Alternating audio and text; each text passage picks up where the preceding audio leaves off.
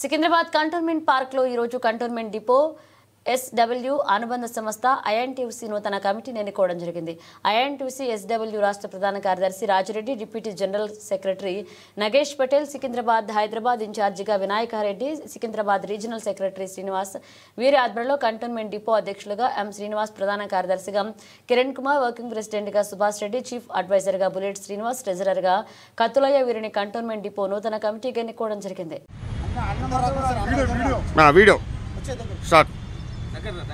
వచ్చింది వీడియో అన్న ఫోన్ నిల్చోబెట్టు అన్న ఫోన్ రావాలి వస్తుంది.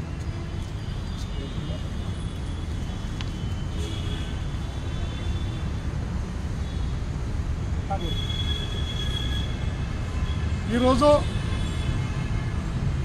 TGSRTC staff and workers union INTUC అనుబంధ సంఘం కంటోన్మెంట్ డిపో జనరల్ బాడీ సమావేశం జరిగింది.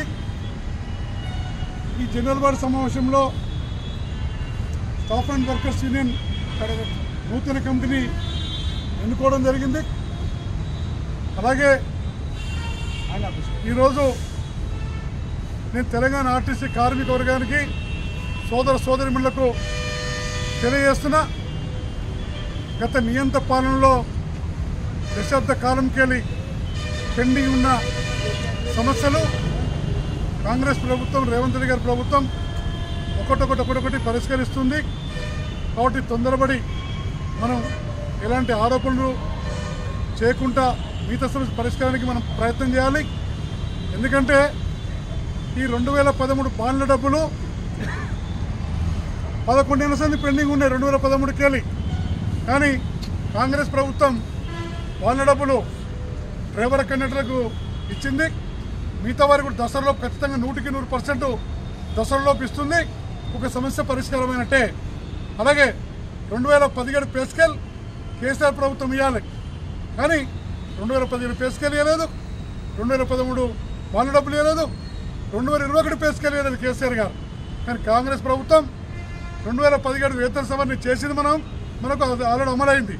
అంటే రెండవ సమస్య పరిష్కారమైంది. మూడో సమస్య CCS 3 ఏళ్ళు పెట్టినా లోన్ రాకపోయేది. రిటైర్మెంట్ అయితే 3 ఏళ్ళు వచ్చేది డబ్బులు, సెటిల్మెంట్ డబ్బులు. ఈరోజు CCSకు 350 కోట్లు ఇవ్వడమే కాకుండా ప్రతి నెల మన నుండి రికవర్ అయిన డబ్బులు ఇచ్చుకుంటూ 4-5 కోట్లు అదనంగా ఇవ్వడం వల్ల ఆ సమస్య పరిష్కారమైంది. దశాబ్ద కాలంకెళ్ళి వస్తున్న పండుగ అడ్వాన్స్ దసరాకు క్రిస్టియన్స్, హిందువులకు క్రిస్మస్కు, క్రిస్టియన్స్కు, ముస్లిమ్స్కు రంజాన్కి ఇచ్చే ఫెస్టివల్స్ కూడా రద్దు చేసిపోయింది కేసీఆర్ ప్రభుత్వం ఇవ్వకుండా.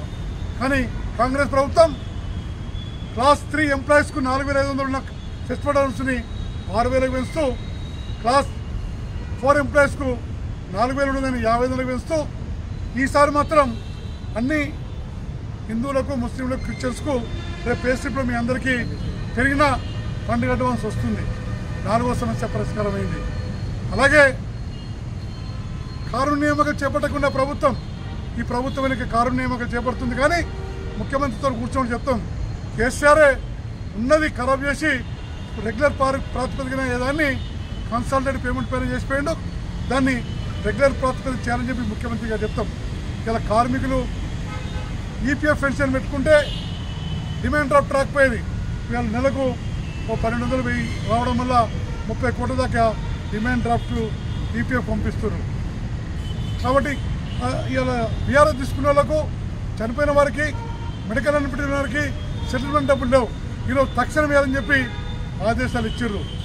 కాబట్టి ఒకేసారి మొత్తం పరిష్కారం కావు, 1 by 1 పరిష్కారం అవుతాయి. ఒక పే స్కేలు యూనియన్లు ప్రభుత్వం దగ్గర ఉంది. యూనియన్ రెస్టోర్ చేయాల్సిన అవసరం ఉంది. ₹1 ఖర్చు లేని యూనియన్ని హైకోర్టుకు నేనే పోయినా. హైకోర్టు ఆదేశాల ప్రకారం ఎన్నికలు పెట్టాలి. ఆర్టిస్టులో 2019 పోలీస్ కేసులు కేసీఆర్ నియంత్రణ పాలనలో సమ్మె చేస్తామని పైన పోలీస్ కేసులు ఎత్తారు రేవంత్ రెడ్డి గారి ప్రభుత్వము. అలాగే కోఆపరేటివ్ సొసైటీకి ఎన్నికలు పెట్టక 3 ఏళ్ళు అవుతుంది. కోఆపరేటివ్ సొసైటీ యాక్ట్ ప్రకారం ఎన్నికలు పెట్టాలి, దాన్ని కూడా పెట్టిస్తాం. కాబట్టి ఇటువంటి ప్రభుత్వంతో మాట్లాడి చేపించే ప్రయత్నం చేస్తున్నాం. కాబట్టి ఆ ప్రభుత్వం ఈ ప్రభుత్వం ఒకటే కాదు, ఈ ప్రభుత్వం ఇంకా 4 ఏళ్ళు ఉంటుంది. సమస్య ప్రభుత్వంతో పరిష్కరించే ప్రయత్నం చేద్దాం. పిల్లల సమస్య ఉంది, పిల్లల సమస్య మీద కమిటీ వేయలేదు, కమిటీని వేయాలి, యూనియన్ కమిటీలో ప్రాతినిధ్యం కల్పించాలి, అపాయింటెడ్ ప్రకటించాలి. యూనియన్ కమిటీ రిపోర్ట్ తొందరగా వచ్చే విధంగా ముఖ్యమంత్రి దగ్గర మాట్లాడతామని మీకు తెలియజేస్తున్నాం. ఇక మిగతా సమస్యలు ఎక్కడున్నాయి? యూనియన్ అయిపోయినాయి, యూనియన్ రాగానే మొత్తం సమస్య పరిష్కారం కావు. నిత్యం మీరు ఎదుర్కొంటున్న సమస్యలు దమనకాండ, వేధింపులు, కక్షాదింపులు, డ్యూటీ వర్క్ లోడు, టీడీఎస్ఎల్ లీవ్ ఇస్తా, సీఎల్ మిగిలిపోతున్నాయి, సీఎల్ మురిగిపోతున్నాయి, సీఎల్ ఇస్తలేరు, ఈఎల్ 300 అయిపోయి చాలా మంది ఈఎల్ మురిగిపోతున్నాయి, అక్రమ ట్రాన్స్ఫర్లు, అక్రమ సస్పెన్షన్లు, ఇవన్నీ డిపోలు ఉన్న సమస్యలో ఇంక్రిమెంట్ సరిగా కలపరు, అంటే ఇంక్రిమెంట్ కట్ చేస్తారు, సంవత్సరానికి వస్తారు వచ్చి ఇంక్రిమెంట్ని. ఇవన్నీ ఉన్నాయి.